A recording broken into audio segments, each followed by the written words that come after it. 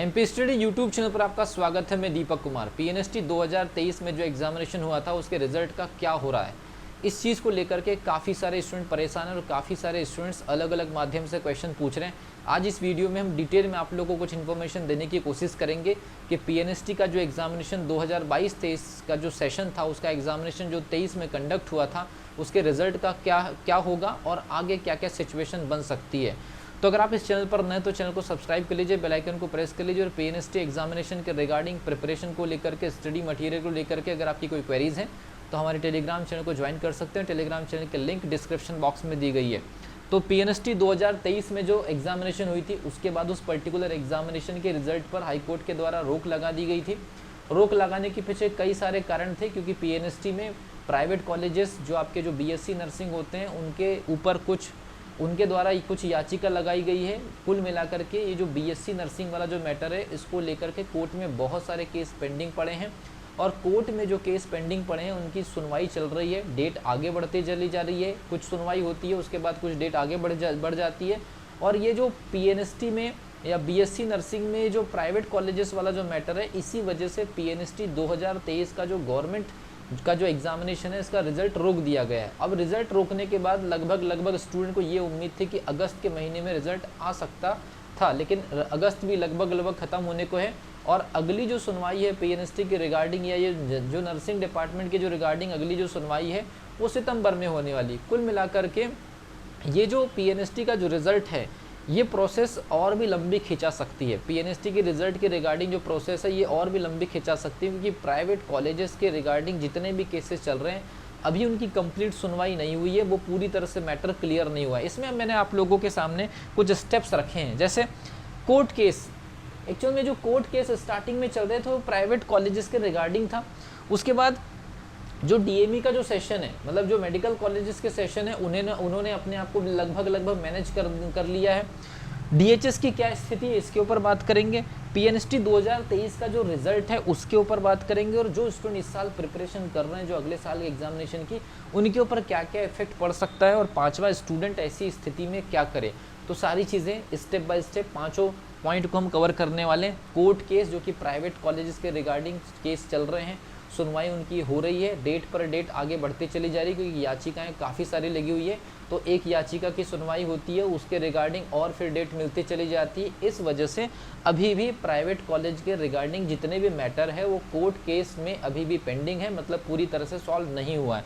दूसरी condition, DME जो होता है, जो मेडिकल कॉलेज होता है, जो कि हमारे पर्टिकुलर पीएनएसटी से पैक होते हैं, उन्होंने लगभग अपने सेशन को मेंटेन कर लिया है। ये कुल मिलाकर के डीएमई को अपने स्टूडेंट की रिक्वायरमेंट रहेगी, बहुत जल्दी रहने वाली है।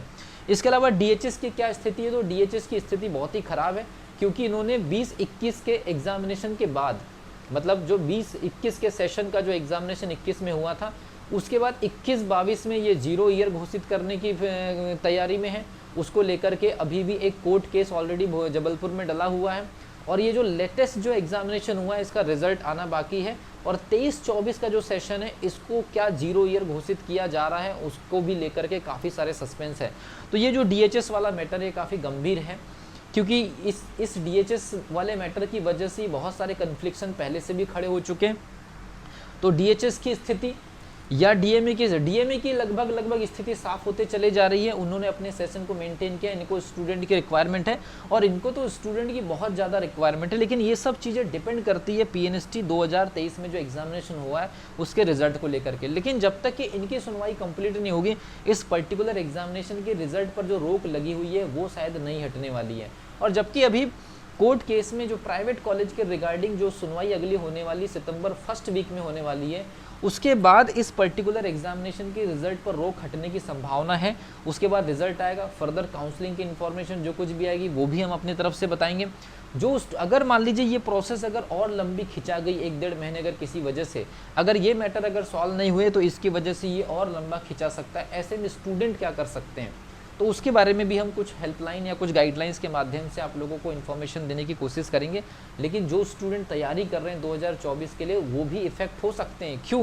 क्योंकि अगर यहाँ पर कोर्ट केस के माध्यम से पीएनएसटी 2023 का रिजल्ट अगर डिले हो गया और किसी वजह से मान लीजिए कि वो सेशन को मेंटेन अगर नहीं कर पाए नेक्स्ट टाइम पे, तो पीएनएसटी 2024 की प्रिपरेशन करने वाले स्टूडेंट के लिए एग्जामिनेशन का शेड्यूल बिगड़ सकता है, और एग्जामिनेशन के शेड्यूल बिगड़ने की वजह से उसके बाद फिर डीएचएस और डीएमई क्या फैसला लेते हैं वो अपने आप में एक सस्पेंस वाला मैटर बन सकता है कि कहीं अगर उनके पास समय कम बचा और सेशन मेंटेन करने का अगर प्रेशर आया तो कहीं ये नीट के स्कोर कार्ड से काउंसलिंग की सिचुएशन की तरफ चले जाए, ऐसी नौबत ना आ जाए। इसीलिए समय स्टूडेंट को क्या करना चाहिए, जो स्टूडेंट 2024 में प्रिपरेशन कर रहे हैं उनका भी कैरियर इफेक्ट हो सकता है। अगर 2023 में जो रिजल्ट एग्जामिनेशन हुई है अगर वो डिले हो गया तो सेशन मेंटेन के दबाव में 2024 में कोई अलग प्रकार की कोई प्रोसेस पिक्चर में देखने को मिल सकती है, लेकिन इसके ऊपर अभी भी कोई किसी भी प्रकार का कोई ऑथेंटिकेट इन्फॉर्मेशन नहीं है।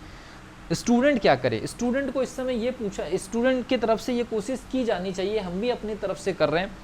डीएमई और डीएचएस, इसमें दो ऐसे डिपार्टमेंट हैं जिनकी सीट के लिए काउंसलिंग हुई है, और डीएचएस को या डीएमई को, ये जो आपके जो पीएनएसटी एग्जामिनेशन कराने वाले जो भी अथॉरिटी है उनको ये पूछा गया है कोर्ट के द्वारा कि एक्चुअल में सेशन लेट क्यों हुआ।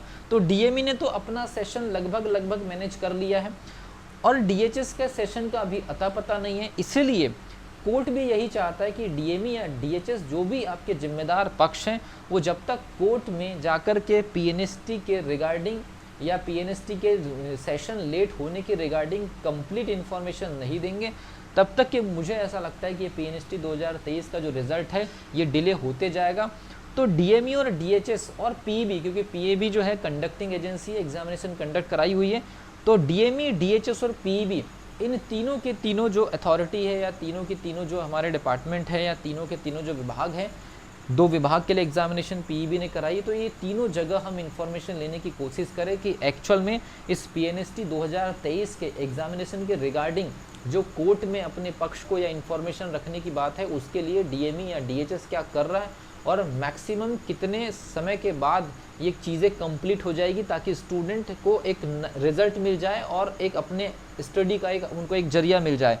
तो डीएमई और जो डीएचएस है एक्चुअल में ये इस समय क्या कर रहे हैं, स्टूडेंट को पूछने का हक बनता है।